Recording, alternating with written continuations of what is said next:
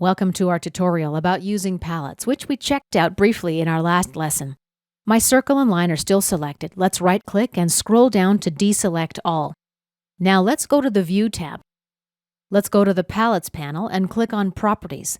This launches the Properties palette. If you don't see the Palette panel, just right-click anywhere on the ribbon, Show Panels, and scroll to Palettes. Make sure it's checked. The palettes do float, meaning we can drag and drop them anywhere in our workspace. We can resize it left and right, or up and down. Click the X in the upper left corner to close the palette. And let's open it again.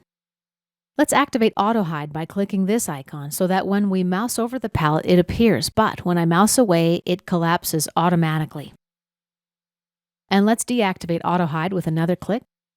We can also dock the palette at the edge of our workspace.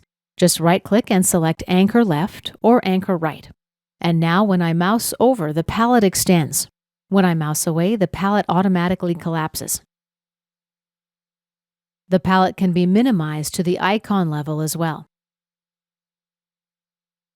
Let's launch the Tool Palettes now. Now right-click on the sidebar and select Anchor Left. Now when I mouse over either icon, the palette will automatically expand. If you work frequently with palettes, this is a great way to organize your workspace to minimize your mouse movements. And this concludes our lesson about working with palettes.